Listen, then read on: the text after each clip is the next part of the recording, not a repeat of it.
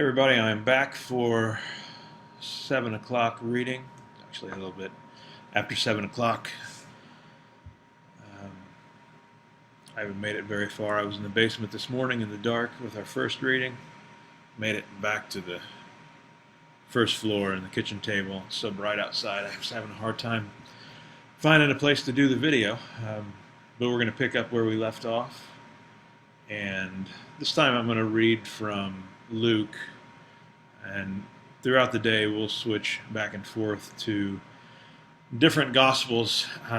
The great thing about having Matthew, Mark, Luke, and John is we have different writers writing to different audiences, and each one brings a different voice, a different perspective to the account of Jesus' life and some different details, things that they talk about. So read from Luke chapter 23, and we pick up where we left off with Jesus before the council, before the chief priests, and now this company is, as Luke calls them, this whole company takes Jesus to Pilate, the Roman governor. And so this is Luke 23, beginning at verse 1. This is a long section, verse 1 through 25. Then the whole company of them arose and brought him before Pilate, and they began to accuse him, saying, "We found this man misleading our nation and forbidding us to give tribute to Caesar, and saying that he himself is Christ, a king." And Pilate asked him, "Are you the king of the Jews?" And he answered him, "You have said so." Then Pilate said to the chief priests and the crowds, "I find no guilt in this man." But they were urgent, saying, "He stirs up the people, teaching throughout all Judea, from Galilee even to this place." So I'll take a break here just to make a couple of notes. Just interesting that the whole company, the chief priests, the elders, all those who are accusing Jesus, now come and say, "We found this man misleading our nation and forbidding us to give tribute to Caesar," and saying himself to be Christ, the king, trying to appeal to Caesar to try to catch Jesus in this situation where he's not only offending the Jewish people in Israel, but offending Rome as well. But Pilate doesn't buy into it, and he actually says, "Jesus, I don't find any guilt in him," and decides to send him to Herod, which we pick up in verse 6. When Pilate heard this, he asked whether the man was a Galilean, and when he learned that he belonged to Herod's jurisdiction, he sent him over to Herod, who was himself in Jerusalem at the time. And when Herod saw Jesus, he was very glad, for he had long desired to see him, because he had heard about Jesus, and he was hoping to see some sign done by him. So he questioned him at some length, but he made no answer. The chief priests and the scribes stood by, vehemently accusing him. And Herod, with his soldiers, treated him with contempt and mocked him. And arraying him in splendid clothing, he sent him back to Pilate. And Pilate became friends with each other that very day, for before this they had been at enmity with each other. Then Pilate called together the chief priests and the rulers and the people, and said to them, "You brought me this man as one who was misleading the people, and after examining him before you, behold, I did not find this man guilty of any of your charges against him. Neither did Herod, for he sent him back to us, look nothing deserving death has been done to him. I will therefore punish and release him." They cried out together, "Away with this man, and release to us Barabbas, a man who had been thrown into prison for an insurrection started in the city and for murder." Pilate addressed them once more, desiring to release Jesus, but they kept shouting, "Crucify, crucify him." The third time he said to them, "Why? What evil has he done? I have found in him no guilt deserving death. I will therefore punish and release him."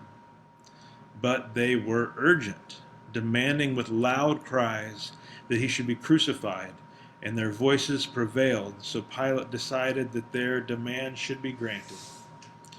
He released the man who had been thrown into prison for insurrection and murder, for whom they asked, but he delivered Jesus over to their will. Just a couple comments. This is obviously a long section. There's a lot that can be said about it, but you have Pilate repeatedly trying to let Jesus go. Herod, who had wanted to see Jesus, didn't treat him very well, but nonetheless sends him back to Pilate because, as Pilate says, Herod didn't find anything wrong, enough wrong to punish Jesus in the way that the religious leaders wanted to have him punished. They couldn't either rule or find a reason for Jesus to be put to death. And so this is continued injustice against Jesus, but we watch Jesus in this process not stand up and fight against it, but continue to move toward the cross, to continue down the path that he started on. Both the Father and the Son had committed to this way of redeeming and reconciling us, people, all over the world from one generation to the next. And Jesus was committed to go to the cross, to continue this movement toward Good Friday. And so as we read this passage, it can be really frustrating to see how Jesus was treated, to hear the people cry out, "Crucify him," when there was no reason to crucify him. Talked about that a little bit last Sunday, how strange it is to go from Jesus being worshipped on Palm Sunday to this attitude the people had toward him just 5 days later. Hard to read, hard to believe, but this is the plan of God. This is the plan of God for salvation to come to humanity, for us to have a fighting chance, to be forgiven, to be given new life. So thankful for Christ and what he did, and though Pilate had no desire to give him over, he was given over for our sake, for the sake of the plan that God had to bring redemption to this world. So that is Luke 23, 1 through 25. I do encourage you to go ahead and read the rest of these passages. It would take a really long time for me to go through and read every word written just in this small part of the story from Matthew, Mark, Luke, and John. But I encourage you throughout the day for these passages, for this story, to interrupt your routine, for us to be drawn deeper into the gospel.